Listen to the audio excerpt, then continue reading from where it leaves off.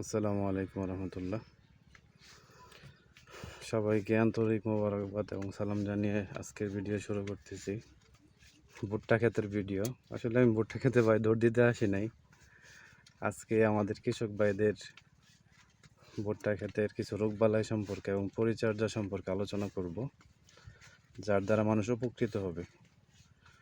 আপনাদের কাছে একটা অনুরোধ থাকবে, আপনারা এই ভিডিওটা শেয়ার করে দেবেন, যাতে আপনার শেয়ারের মাধ্যমে আমার একটা কৃষক ভাই অনেক উপকৃত হয়। আর ফেসবুকও চায় যে মানুষ উপকার পাবে এরকম ভিডিও তৈরি করা। এই দেখেন আমার ভুট্টা ক্ষেতের ভিডিও, মাশাআল্লাহ খুব সুন্দর হয়েছে। এই দেখেন একটা গাছে এই এত বড় বড়, এই দেখেন কত বড় বড় মোচা হয়েছে। এই সময় অনেকে পরিচর্যা করতে জানে না, যার কারণে মার খায়। 4-5টা রোগ সম্পর্কে আলোচনা করব। 1 নম্বর হচ্ছে চারা গাছে ডম্পিং অফ, ইংরেজিতে নাম আর কি, ডম্পিং অফ রোগ। যেমন পাতা হলুদ হয়ে যাওয়া, এটা ছত্রাকনাশক সমস্যা। ছত্রাক দিলে আপনার সমস্যার সমাধান হয়ে যাবে। আরেকটা হচ্ছে ইক্ষুর ব্যাকটেরিয়া, পাতা ঝলসে যাওয়া, যেমন পুড়ে যায়, এটাও ব্যাকটেরিয়া জনিত সমস্যা। পরে আমি ওষুধের নামগুলো বলতেছি। আরেকটা হচ্ছে আপনার ওই পোকার আক্রমণ, এটাও আপনার স্প্রে করলে কমে যাবে ইনশাল্লাহ। আরেকটা হচ্ছে ধান শস্যের বিটল পোকা, পাতা খেয়ে ফেলে।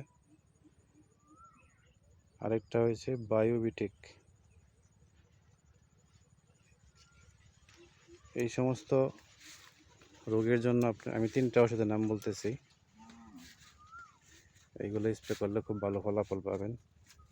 একটা হচ্ছে এসিআই কোম্পানির ফুল টাইম, আরেকটা হচ্ছে রিলোড 18 SP, একটা হচ্ছে ফ্লোরা। এই ওষুধগুলো আপনি স্প্রে করলে খুব ভালো উপকার পাবেন ইনশাআল্লাহ।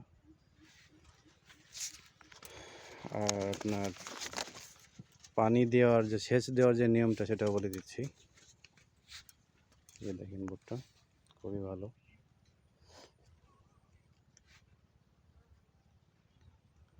চারা রোপণের 20 থেকে 15-20 দিনের ভিতরে আপনার যখন চারার পাতা 6টা বা 4টা হবে, তখন একবার দিবেন পানি। আরেকবার হচ্ছে 30 দিনের মাথায় দ্বিতীয়বার দিবেন, যখন 12 পাতা হবে। আরেকবার হচ্ছে আপনার 60 থেকে 70 দিনের মাথায়। আরেকবার পানিটা দিবেন হচ্ছে আপনার 85 থেকে 90 দিনের মাথায়। এই সময়গুলো সেচ দিলে ক্ষেতের জন্য খুবই উপকার এবং ভালো ফলাফল পাবেন ইনশাল্লাহ। তো আশা করি সবাই খুব ভালোভাবে যত্ন নেবেন।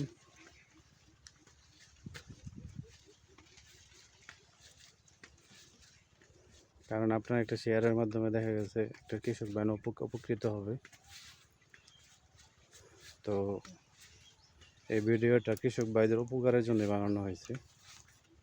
আল্লাহ সবাইকে ভালো রাখুক, সুস্থ রাখুক, এই কামনায় আজকের ভিডিও শেষ করতেছি। আসসালামু আলাইকুম রহমতুল্লাহ।